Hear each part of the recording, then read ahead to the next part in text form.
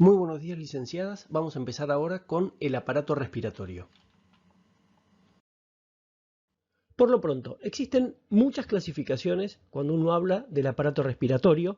Existen clasificaciones anatómicas, clasificaciones fisiológicas, histológicas, histofisiológicas, etc. Por lo pronto, nosotros vamos a decir que el aparato respiratorio es un conjunto de órganos de forma tubular que se van ramificando a medida que van descendiendo en la vía aérea y que van formando distintos órganos. Esos órganos los podemos agrupar en dos grandes familias, que son la porción conductora del aparato respiratorio y la porción respiratoria del aparato respiratorio. La porción conductora del aparato respiratorio está formada por las cavidades nasales, la nasofaringe, la laringe, la tráquea, los bronquios, tanto extrapulmonares como intrapulmonares, y después los bronquiolos propiamente dichos y terminales. La función de la porción conductora va a ser la de calentamiento, humectación y eliminación de partículas del aire que se moviliza por su interior. La porción respiratoria, por su lado, está formada por los bronquiolos respiratorios y los alvéolos, tanto conductos alveolares como sacos alveolares, y que tiene como función primaria la hematosis. Todos los órganos que acabo de nombrar son los órganos que forman al aparato respiratorio y que tienen como una de sus funciones más importantes la de proveer el oxígeno a la sangre que permita llevarlo a los tejidos y generar las reacciones de oxidación. Vamos a ver que no es la única función del aparato respiratorio, pero es muy importante entender que una de sus grandes funciones del aparato respiratorio es la de proveer el oxígeno a la sangre para poder ser llevada después a los tejidos.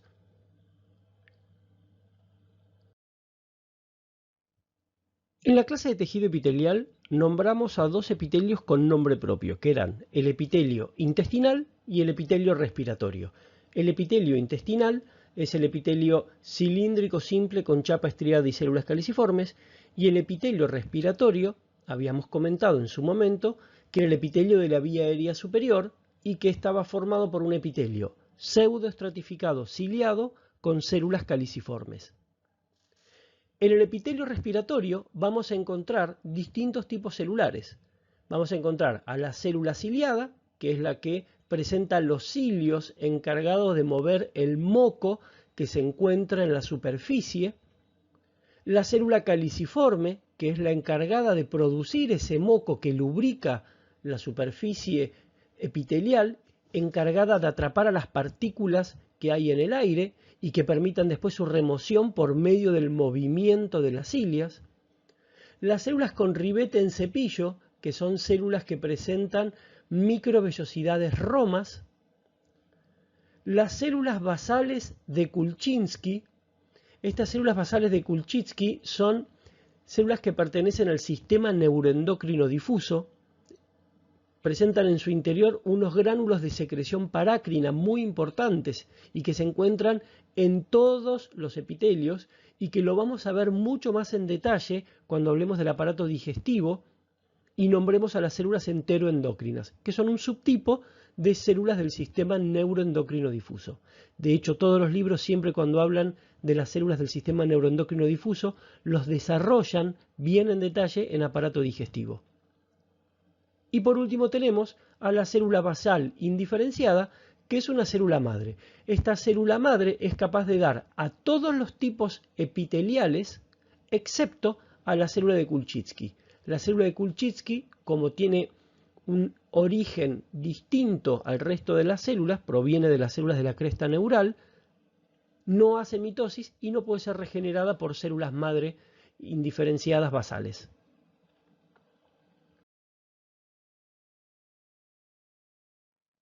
El segundo órgano del aparato respiratorio que vamos a ver es la tráquea. La tráquea es un órgano hueco y cuando nosotros hablamos de los órganos huecos tenemos que recordar que los tejidos en los órganos huecos siempre se distribuyen en relación a la luz, ubicándose en capas concéntricas y dando lugar a túnicas. Esto lo vimos, por ejemplo, en el aparato cardiovascular, que hablamos de la túnica íntima, la túnica media, la túnica adventicia, de los vasos sanguíneos.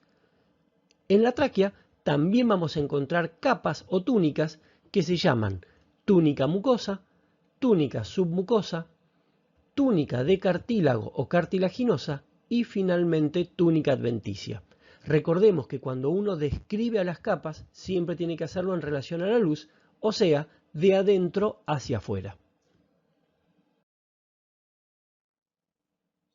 La túnica mucosa en la tráquea está formada por un epitelio, que es de tipo respiratorio, o sea, pseudoestratificado ciliado con células caliciformes y la presencia de todos los tipos celulares que nosotros describimos cuando hablamos del epitelio respiratorio.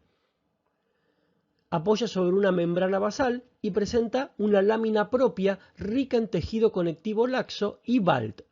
Recordemos que BALT es el tejido linfático asociado a bronquios, que en realidad es el tejido linfático de la mucosa del aparato respiratorio. La capa siguiente es una submucosa, pero esa submucosa tiene un conectivo levemente denso. De hecho, se lo suele confundir habitualmente con el conectivo laxo de la lámina propia. Y presenta gran cantidad de fibras elásticas y acinos mixtos. Después tenemos a la capa de cartílago. El cartílago es un cartílago de tipo hialino, con un pericondrio importante, y que tiene la forma de letra C o herradura y abertura dorsal unida por músculo liso. Finalmente presenta una túnica adventicia. Acuérdense que podía ser adventicia o serosa, si presentaba epitelio o no. En este caso no presenta un epitelio plano simple, lo cual me habla de una adventicia formada por tejido conectivo laxo con tejido adiposo, vasos y nervios en gran cantidad, típico de las túnicas adventicias de los órganos huecos. La tráquea se abre en los dos bronquios fuentes o bronquios extrapulmonares. Como vamos a ver, presenta características comunes a la tráquea y características que le son propias. Fíjense que ahora tiene una mucosa, a continuación una capa muscular, después una submucosa, la capa de cartílago y finalmente la capa adventicia. La mucosa es igual a la mucosa traqueal, presenta el epitelio pseudoestratificado ciliado con células caliciformes, es decir, presenta el epitelio respiratorio que descansa sobre una membrana basal y debajo tenemos una lámina propia rica en tejido conectivo laxo y el tejido linfoideo asociado a los bronquios, es decir, el tejido inmunitario no encapsulado que se encuentra en el espesor de la vía aérea. Por debajo de la mucosa y separándolo de la submucosa aparece una característica que le es propia y es la aparición de una capa muscular formada por músculo liso en disposición circular a la luz y bastante delgada en el grosor. Después tenemos la capa submucosa, que es un tejido conectivo poco denso. Poco denso significa que tiene muy pocas fibras y las fibras que presenta son de tipo elásticas y presenta gran cantidad de acinos mixtos. La segunda característica que le es propia es que en la capa de cartílago, en lugar de ser un cartílago en herradura como lo es en la tráquea, el cartílago, que es hialino, tiene forma anular, forma de anillo, es un anillo completo. Y por último presenta una capa adventicia con tejido conectivo laxo, adiposo, vasos y nervios, típica adventicia de órgano. El siguiente órgano son los bronquios intrapulmonares. Los bronquios intrapulmonares, por lo pronto, y como su nombre lo está diciendo, se encuentran adentro de los pulmones, es decir, se encuentran en el parénquima pulmonar. Y también va a tener características iguales a la vía aérea superior, a los bronquios y a la tráquea, y características que la distinguen del resto. Y el último componente de la vía aérea superior son los bronquios intrapulmonares. Como vemos, los bronquios intrapulmonares tienen características prácticamente iguales a los bronquios extrapulmonares, pero presentan una sola diferencia, que es la capa de cartílago, en donde, en lugar de tener un anillo cartilaginoso completo, se lo observa en forma de placas cada vez más delgadas con músculo liso que se encuentra en su interior. Entonces, tenemos una túnica mucosa, una túnica muscular, una túnica submucosa, la capa de cartílago y la adventicia. La mucosa es exactamente igual a la vía aérea superior, epitelio pseudoestratificado ciliado con células caliciformes, que descansa sobre una membrana basal, y debajo tenemos una lámina propia, rica en tejido conectivo laxo y los BALT, acordémonos, tejido linfoide asociado a bronquios, que son acúmulos linfáticos en el espesor de órganos en donde se produce respuesta inmunitaria, o sea que son secundarios. Debajo de la mucosa, la capa muscular con músculo liso circular a la luz. En la submucosa encontramos el tejido conectivo, que recordemos era poco denso porque tiene poco contenido de fibras, y estas fibras son fibras elásticas, al igual que gran cantidad de acinos mixtos. Después, como dijimos previamente, la capa de cartílago es de tipo hialino y tiene placas cada vez más delgadas con músculo liso que se va entremezclando con las placas. A diferencia del extrapulmonar que tenía un anillo, ahora tenemos placas. Y por último una adventicia con tejido conectivo laxo, adiposo, vasos y nervios.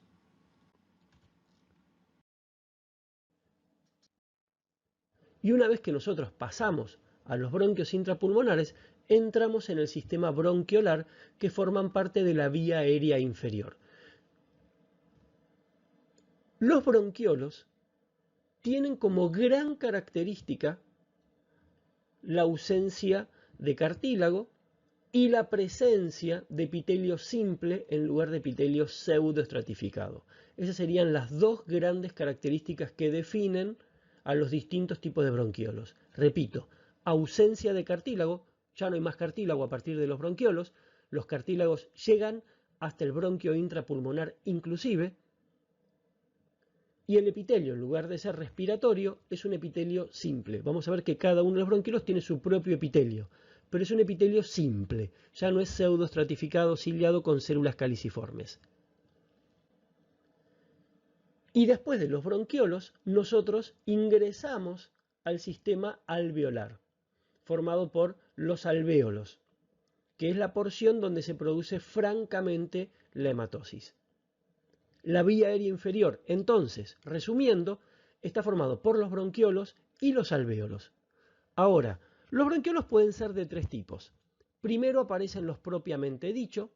Los propiamente dicho después se abren a los bronquiolos terminales. Recordemos que la vía aérea, los conductos, los tubos, se van ramificando y van generando nuevos órganos. Bueno, entonces veníamos con la tráquea, se abrían los bronquios extrapulmonares, que se abren a los bronquios intrapulmonares, que a su vez se abren a los bronquiolos propiamente dichos, que se abren al bronquiolo terminal o liso, y los bronquiolos terminal o liso se abren a los bronquiolos respiratorios, que a su vez se abren a los conductos alveolares y que desembocan en los sacos alveolares.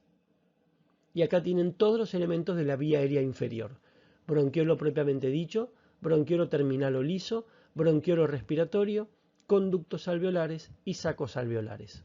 Vamos a describir ahora en detalle a cada uno de los elementos de la vía aérea inferior, como lo hicimos con los elementos de la vía aérea superior.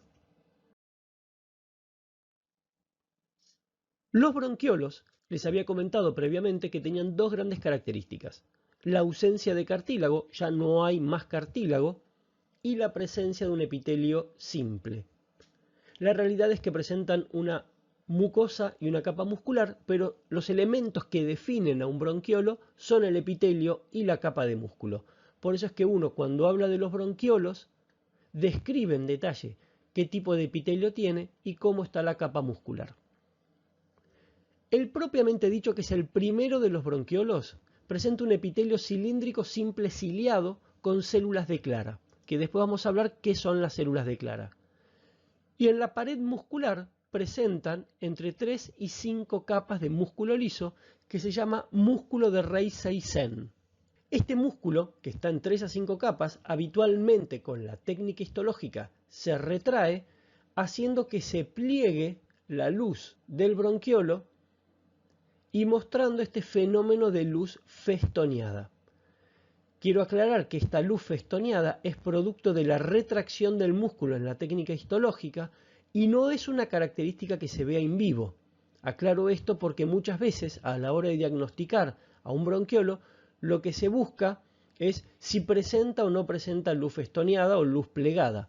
Y la realidad es que para describir y diagnosticar correctamente un bronquiolo hay que ver que tenga epitelio cilíndrico simple, ciliado, y 3 a 5 capas de músculo liso en su pared. El bronquiolo terminal o liso presenta un epitelio cúbico simple ciliado con células de clara también. Y en la pared muscular va a tener 2 capas de músculo liso. Fíjense que en este caso también encuentro una luz plegada, pero a diferencia del otro bronquiolo, tiene epitelio cúbico simple ciliado. Y también presenta las células de clara que después, repito, vamos a describirlas en detalle. Y por último, el bronquiolo respiratorio. El bronquiolo respiratorio, para empezar, está formado por un epitelio cúbico simple ciliado y que presenta también células planas simples intercaladas con células de clara. Estas células planas simples intercaladas son neumonocitos de tipo 1 y son células capaces de producir hematosis, porque vamos a ver que en los alvéolos el neumonocito 1 es la célula encargada de producir la hematosis. Hay una característica de la vía aérea inferior que es el acino respiratorio o acino pulmonar. El acino respiratorio es todo el territorio ventilado por un bronquiolo terminal o liso. Recordemos que un bronquiolo terminal o liso se abre a 2 bronquiolos respiratorios y los bronquiolos respiratorios, cada uno, se van a abrir a 2 conductos alveolares. Todo el territorio ventilado por un bronquiolo terminal o liso, es decir, los bronquiolos respiratorios que se continúan y los alvéolos que se continúan con los respiratorios, forman el acino respiratorio. ¿Cuál es la importancia de los acinos respiratorios? Son los lugares en donde se produce la hematosis, porque vamos a ver que el neumonocito 1 lo encontramos tanto en el bronquiolo respiratorio como en los alvéolos. La célula de clara es una célula cúbica que presenta una protrusión apical, es decir, presenta como un abombamiento hacia la luz y tiene como función la producción de un agente tensioactivo, que es en realidad una proteína que imita al factor surfactante que vamos a ver que lo produce el neumonocito de tipo 2 que se encuentra en los alvéolos. Lo único que voy a decir ahora, para que quede claro, es que la función de la célula de clara es producir un agente tensioactivo de naturaleza proteica que tiene como función disminuir la tensión superficial en los bronquiolos. Ahora cuando hablemos del neumonocito de tipo 2 vamos a hablar en detalle de la tensión superficial y nos va a quedar muy claro. Ahora, si es una célula que produce una proteína específica llamada agente tensioactivo, ¿cómo debería ser la ultraestructura de esta célula?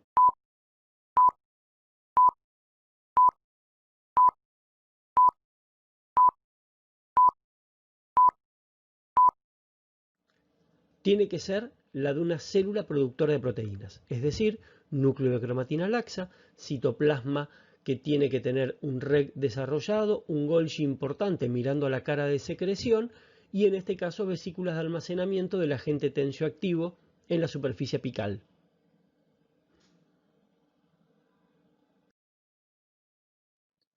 Entonces, de los bronquiolos, es muy importante hacerse un cuadro de doble entrada para tener bien en claro cuáles son los datos que uno tiene que tener de cada uno. El propiamente dicho presenta un epitelio cilíndrico simple ciliado con 3 a 5 capas de músculo liso en su pared y en el epitelio tenemos células ciliadas y células de clara. Como dato extra, la luz suele ser festoneada.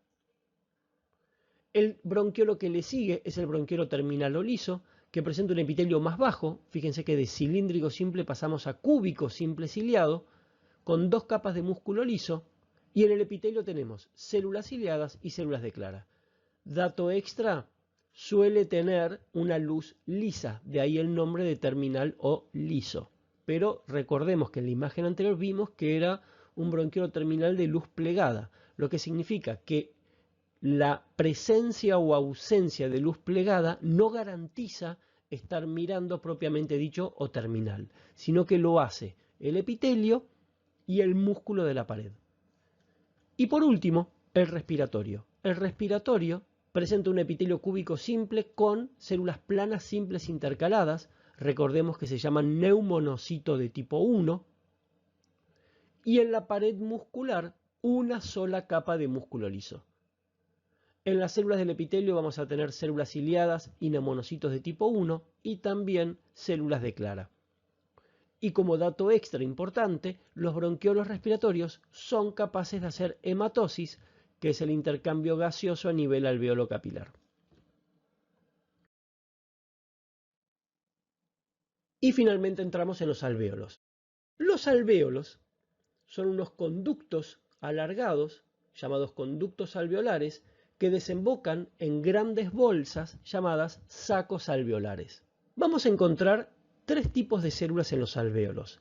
Dos de esas células son parte de la pared y una se encuentra en la luz del alvéolo. Tenemos al neumonocito de tipo 1, que forma el 90% de las células de la pared alveolar, y el neumonocito 2, que forma el 10% de las células de la pared alveolar. Y por último, el macrófago alveolar, que se encuentra caminando en la luz alveolar, es decir, en la luz de los conductos y sacos alveolares. Recordemos, el macrófago no forma parte de la pared, pero forma parte de los alvéolos. Y un dato extra es que a los macrófagos alveolares se los suele llamar neumonocitos de tipo 3. Entonces, el neumonocito 1, que dijimos que corresponde al 90% de las células de la pared, se trata de una célula plana simple que apoya sobre una lámina basal y que tiene como función única la de formar parte de la barrera de hematosis. La barrera de hematosis es la barrera que hay que atravesar para producir un correcto intercambio de gases entre la luz del alvéolo y el vaso sanguíneo. Después tenemos al neumonocito de tipo 2. El neumonocito de tipo 2 es una célula globosa que presenta un citoplasma acidófilo muy pálido y que a la microscopía electrónica nos muestra unas vesículas aplanadas apicales al núcleo llamados cuerpos laminares o citosomas. Estos cuerpos laminares o citosomas presentan en su interior al factor surfactante, que es el encargado de bajar la tensión superficial a nivel alveolar. Ahora, más adelante, vamos a hablar del factor surfactante. Y la tercera célula es el macrófago alveolar, que recordemos, no forma parte del epitelio, sino que se encuentra caminando en la luz de los sacos alveolares y conductos alveolares. A esta célula, este macrófago típico, se lo llama célula del polvo porque es una célula que va fagocitando todos los restos de partículas que no pudieron ser limpiados en la vía aérea, y cuando llegan al alvéolo son fagocitados por esta célula, y una vez que tiene todo su citoplasma ocupado por partículas fagocitadas, migra hacia el reborde epiglótico, es decir, sube por la vía aérea hasta apoyarse en la epiglotis, y van a ser eliminados junto con moco cuando uno tiene el reflejo de la tos.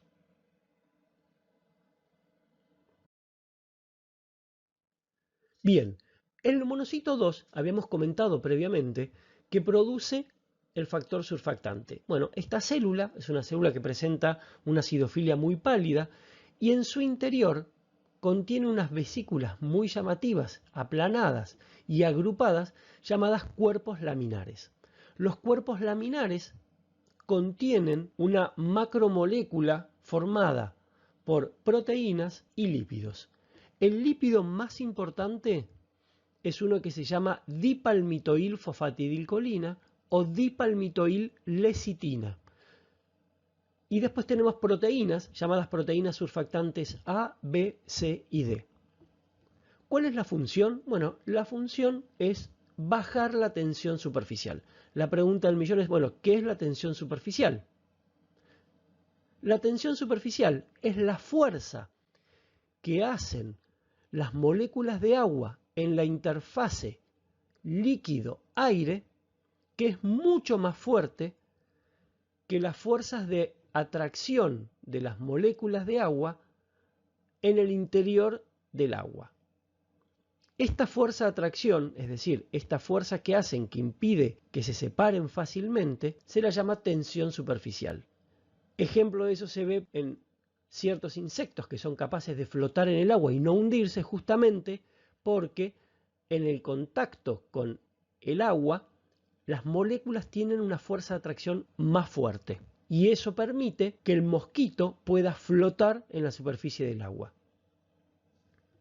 Otro ejemplo típico que se suele dar para hablar de la tensión superficial es ver cómo se comporta un plato cuando se apoya sobre una superficie seca y cuando se apoya sobre una superficie con agua.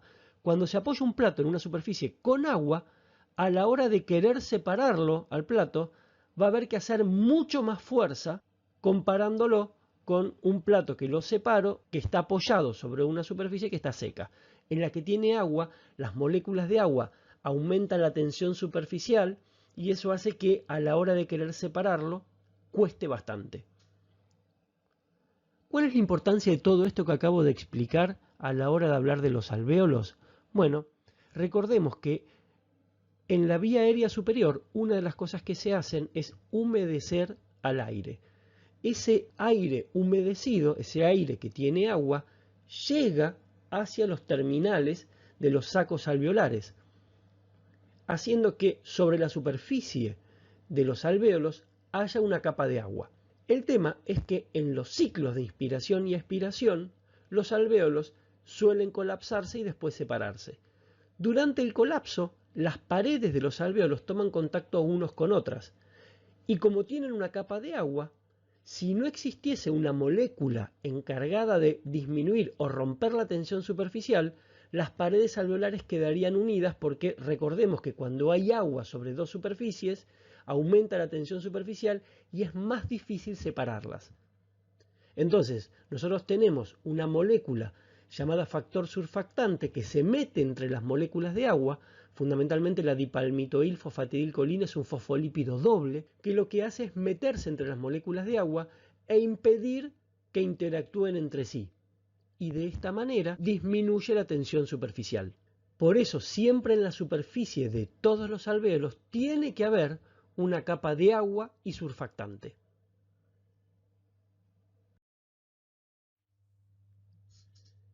Y el tejido conectivo que nosotros encontramos en el pulmón se llama septo alveolar.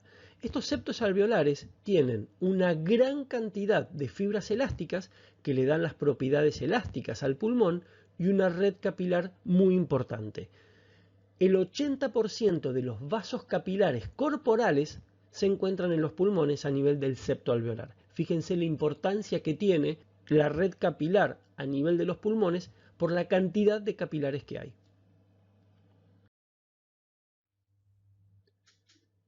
Y a nivel del septo alveolar, nosotros tenemos a los capilares cuya función es intercambiar gases entre el alvéolo y el capilar sanguíneo. A ese proceso se lo llama hematosis. La hematosis es el intercambio de gases a nivel del alvéolo y el capilar.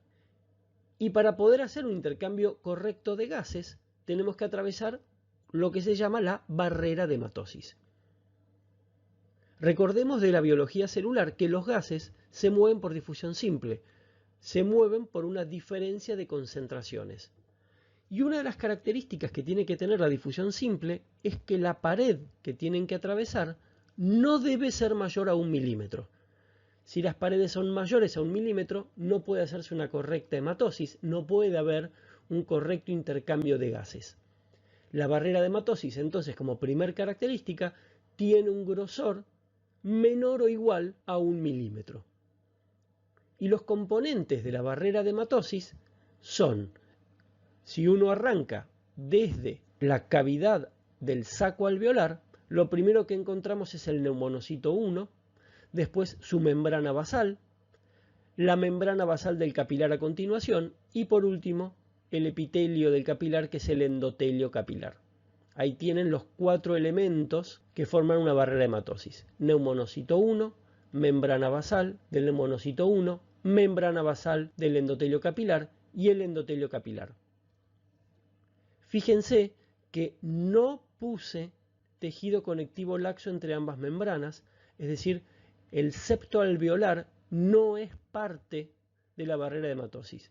De hecho, los libros dicen que en los lugares donde hay tejido conectivo laxo entre ambas membranas no hay hematosis, cosa que es correcta, por una cuestión muy simple. ¿Qué habíamos dicho del grosor?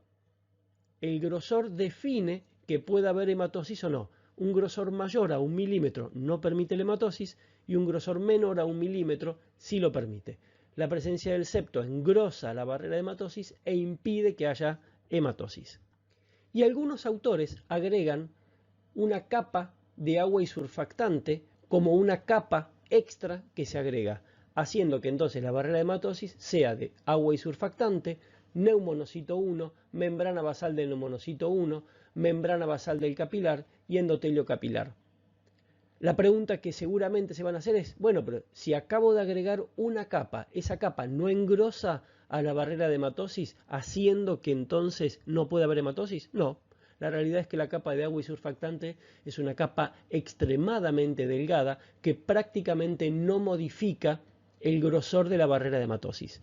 Pero es fundamental que haya agua y surfactante, sobre todo surfactante, porque de esa manera se produce una correcta hematosis.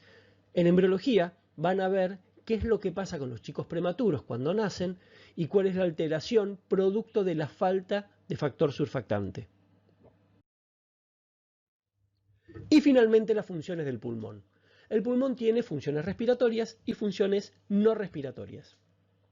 La función respiratoria es la más importante, es la que permite ingresar al cuerpo oxígeno que pueda ser llevado a los tejidos para hacer las reacciones de oxidación y es la que permite sacar del cuerpo los desechos en forma de dióxido de carbono.